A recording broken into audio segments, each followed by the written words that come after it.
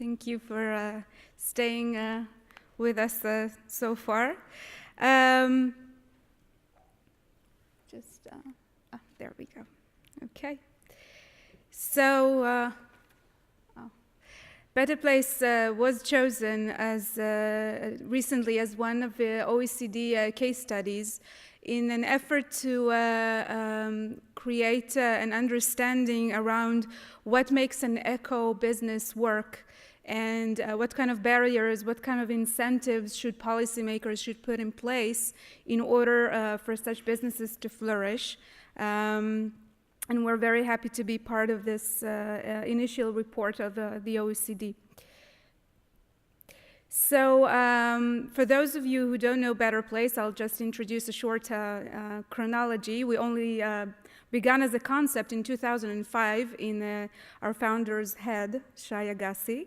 He was participating in Davos World Economic Forum, where young leaders were asked to brainstorm around a single question: how would you make the world a better place by 2020?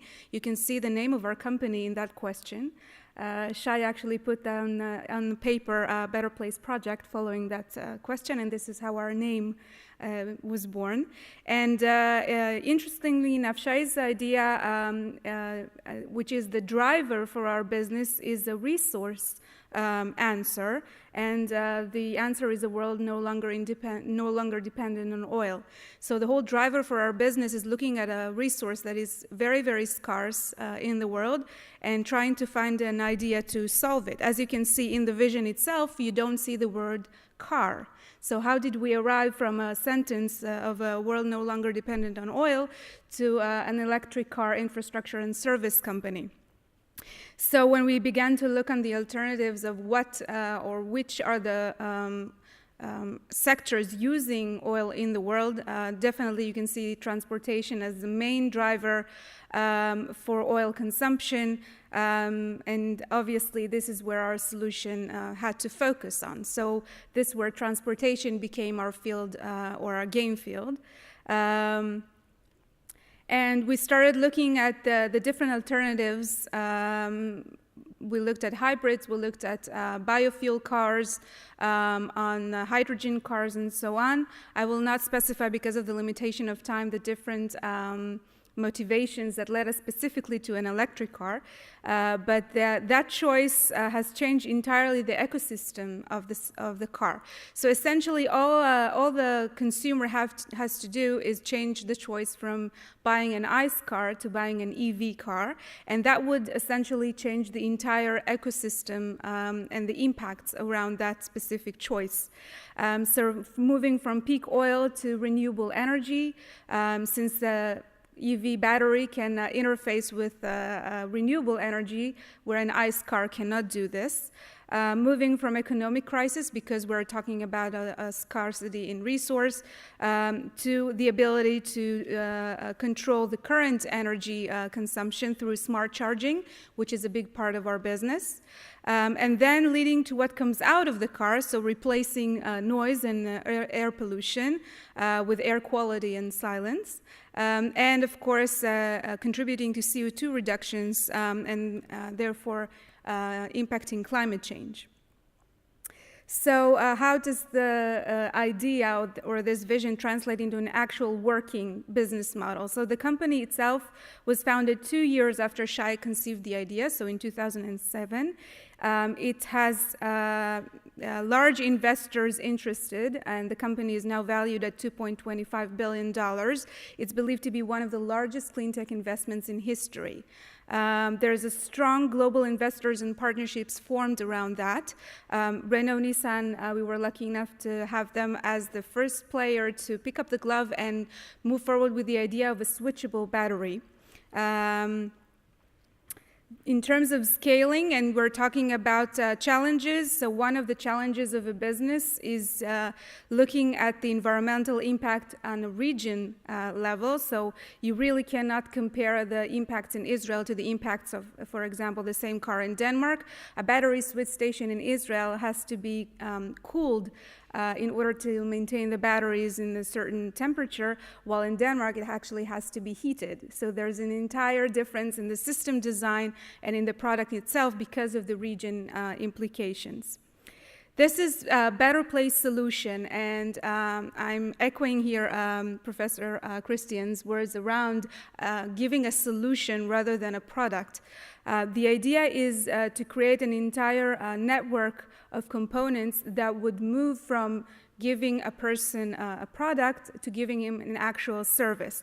So we don't make cars, we make cars make sense, as we say it in Better Place. The idea is that the idea is mimicking the cellular phone market. You would go into a store, you buy the cellular phone, but you wouldn't be able to operate it until you sign a contract with an operator and get a SIM card. The same way goes with Better Place. You buy a car without a battery. We own the battery, which allows us a full life cycle responsibility until the end of life of that battery. And you cannot operate the car until you sign a contract with Better Place and you receive a battery as part of the service. We install two types of infrastructure. One is a charging spot network. The customer gets a charge spot at home and a charge spot at work, and there's a charge spot network available in all public places. And in addition, in order to allow for road range anxiety, so people wouldn't feel that they'll get stuck because the batteries are limited in range, we've built a network of a switching infrastructure that allows you to go in, switch a battery in 5 minutes, and continue on your merry way. This entire framework is also supported by an active 24/7 customer service and in-car service that allows you to follow your energy consumption. Israel was chosen to be our pilot country. You can see the spread out of our battery switch station nationwide. We have 40 battery switch stations deployed in Israel from north to south, in addition to the charge spot network. And when we started to do an actual business operation, you need to start having actual policies and strategies that will be translated to operations and actual impact in the field. And we've conceived a company's policy and strategy for environment. And you can see the two first bullets actually pertain to the Better Place R&D activity. So we embrace product development, so battery switch station and charge spots are developed under Design for Environment practices. We've also signed a consultation contract with Michael Brangard, who came up with the idea of cradle to cradle. This is also part of our activities. We, of course, consider sustainable supply chain as having hundreds of suppliers involved in our activities worldwide, a very important component. This is also part of our policy and strategy.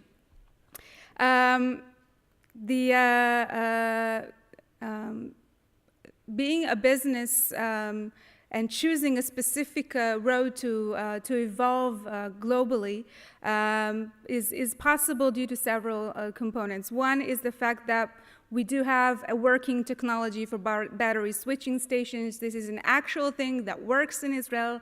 It's also working in Denmark. We've just completed a battery switch station in Schiphol, Amsterdam, so you're all invited wherever you are to try them on. We have separated the EV ownership from the battery, so essentially we can control the entire life cycle of the battery itself. Electricity is a utility that is everywhere, it's available, so it's easier to make it accessible for the consumers compared to other technologies.